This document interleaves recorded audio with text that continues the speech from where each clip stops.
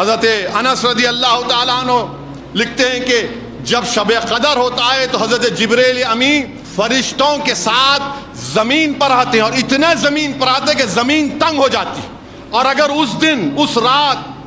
کسی کے بال کے رونگٹے کھڑے ہو گئے تو سمجھو کہ فرشتے تم سے مضافہ کر لیے۔ تو یاد رکھو نوجوانوں، کل کی رات ٹھیٹھی ٹھاٹا کرنے کے لیے نہیں ہے، کل کی رات موٹر سائیکل پر لائٹ ڈال کر پھرنے کے لیے نہیں ہے، کل کی رات مارکیٹ کو جا کر بیکار فضول کام کرنے کی ضرورت نہیں ہے،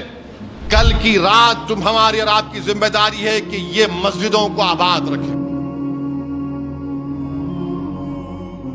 کل انشاءاللہ تعالی 27ویں شب ہوگی رمضان کی، اور اللہ قرآن کریم میں اللہ سبحانہ و تعالی یہ اعلان فرما دیا کہ جس کو شب قدر نصیب ہوگی اس کو 83 ایئرز 86 برس 4 مہینے، جس کو شب قدر نصیب ہوگی اس نے عبادت کی 83 ایئرز نوجوانوں 4 مہینے۔ میں آج سے 4-5 دن پہلے دیکھا کہ کہیں پر ایک لگا ہوا تھا کہ 20% ڈسکاؤنٹ، جا کے اس کے دکان کو ہی توڑ دیے پورے، فری حلیم بول تو دکان کوہرام مچ گیا۔ یہاں پر یہ بولا جا رہا ہے تم ایک رات اگر تم عبادت کرو گے 86 برس کی عبادت کا ثواب ملے گا۔ کتنا؟ 83 ایئرز اینڈ 4 منتھس۔ سوچ لو آپ، اگر یہ کو بولنے ارے نہیں میاں میں ابھی جوان ہوں، وہ بڈھوں کا کام ہے۔ میرے بھائی، نہ بڈھوں کو، نہ مجھے، نہ تم کو کوئی گارنٹی ہے کہ تم کل صبح تک زندہ رہتے؟ کوئی گارنٹی نہیں ہے۔ ہو سکتا ہے کہ جو بڈھے لوگ ہیں اور 25 سال جی لیں صحت کے ساتھ، جو نوجوان ہیں نہیں معلوم، ٹب بول کے آج کل تو خبر آ رہی کہ چلے گئے۔ تو 86 برس 83 ایئرز 4 منتھس نوجوانوں، ہم تجارت کے منافع کے لیے رات بھر جاگتے، چھوٹی اجرت کے لیے۔ تو 27 کی شب یا شب قدر کے تعلق سے کہا گیا اس کو رمضان کے طاق راتوں میں آخری دہے میں تلاش کرو۔ اللہ کے رسول صلی اللہ علیہ وسلم کی امت پر یہ بہت بڑا انعام ہے۔ علماء کرام نے لکھا، بلکہ امام طبری نے لکھا کہ اللہ سبحانہ و تعالیٰ نے ایک قدر والی کتاب ایک قدر والے رسول پر اور قدر والے رسول کی امت پر نازل کی۔ علماء کرام نے لکھا کہ اللہ کے رسول، حدیث شریف لکھی کہ اللہ کے رسول صلی اللہ علیہ وسلم جب دیگر انبیاءوں کی امتوں کی عمر کو دیکھا تو آقا انعامدار محمد مصطفیٰ صلی اللہ علیہ وسلم رنجیدہ ہو گئے کہ میری امت اتنی کم عمری میں کیسے اتنے بڑے عمل کرے گی۔ تو اللہ نے رسول اللہ صلی اللہ علیہ وسلم کے دل کو رنجیدہ پایا اور جبریل علیہ السلام کو بھیجا اور کہا کہ یہ شب قدر، اس میں ایک رات اگر آپ کا امتی عبادت کرے گا تو 83 ایئرز اور 4 منتھس کا اس کی عبادت کا ثواب ملے گا۔ اور حدیث شریف میں آیا، مجاہد سے روایت ہے کہ اللہ کے رسول صلی اللہ علیہ وسلم نے فرمایا کہ ایک شخص بنی اسرائیل میں تھا جو 1000 سال تک تلوار باندھ کے رکھا،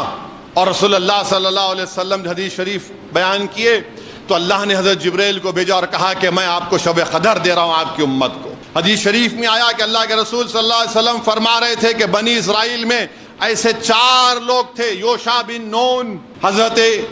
ایوب، حضرت ادریس، زکریا، اور ایک نام دیا رسول اللہ صلی اللہ علیہ وسلم نے کہ لوگ 80 سال تک اللہ کی عبادت کرے، اور پلک جھپکنے کے لیے بھی انہوں نے اللہ کی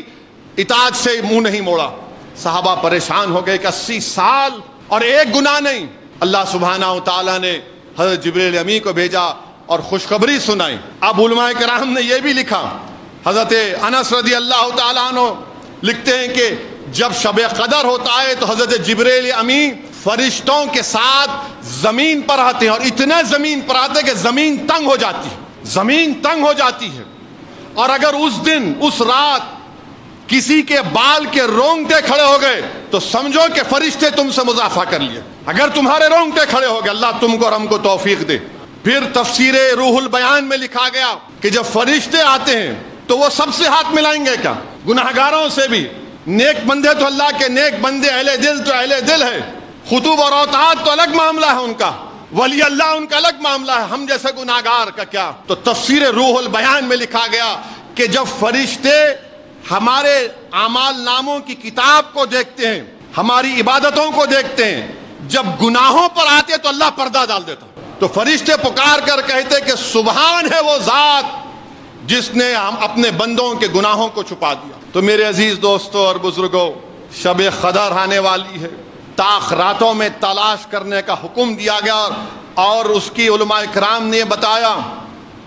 کیا بتایا کہ اس کو چھپا کر اس لیے رکھا گیا، اگر کسی کو بول دیا جاتا کہ فلاں رات کو ہے، اور اگر کوئی مسلمان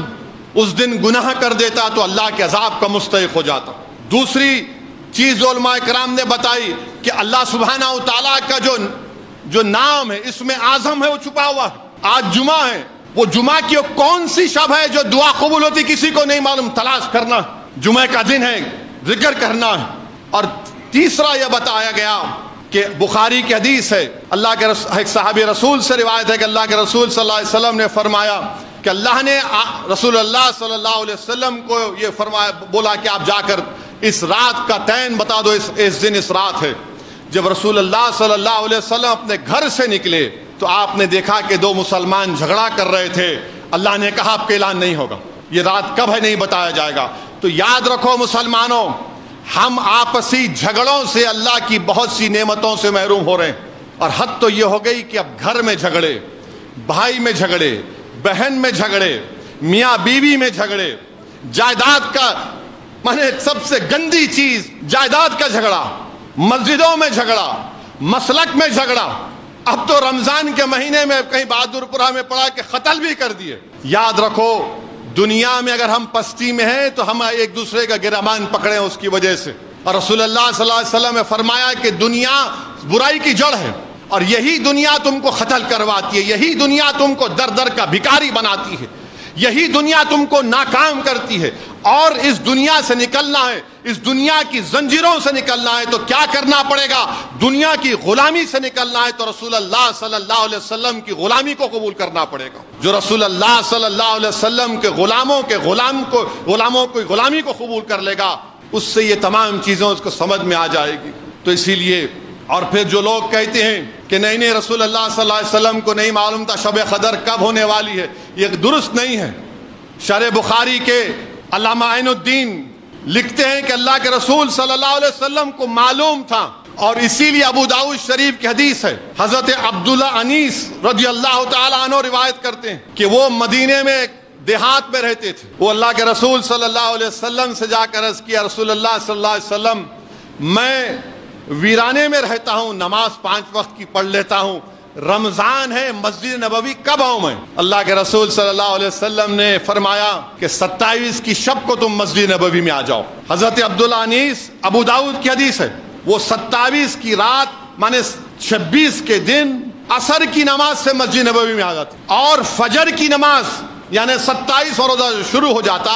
وہ فجر کی نماز پڑھ کے اپنے گاؤں چلے جاتے ہیں مدینے سے باہر۔ اور وہ ان کے فرزند سے پوچھا گیا کیا معمول تھا حضرت عبداللہ بن انیس کا، تو بولتے ہیں کہ وہ ایسا کرتے تھے، اور اگر ضرورت نہیں ہوتی تو عصر سے لے کے فجر تک مسجد نبوی میں بیٹھتے، عبادت کرتے ہوئے بیٹھتے۔ تو یاد رکھو نوجوانوں، کل کی رات ٹھیٹھی ٹھاٹھا کرنے کے لیے نہیں ہے، کل کی رات موٹر سائیکل پر لائٹ ڈال کر پھرنے کے لیے نہیں ہے، کل کی رات مارکیٹ کو جا کر بیکار فضول کام کرنے کی ضرورت نہیں ہے۔ کل کی رات ہماری اور آپ کی ذمہ داری ہے کہ یہ مسجدوں کو آباد رکھیں۔ اللہ کی رحمت جوش میں رہتی، یاد رکھو 83 ایئرز 4 مہینے کی عبادت کا ثواب آپ کو ملے گا، ہم کو ملے گا، اگر ہم پورے اخلاص کے ساتھ آ کر اللہ سے رجوع کرتے ہیں۔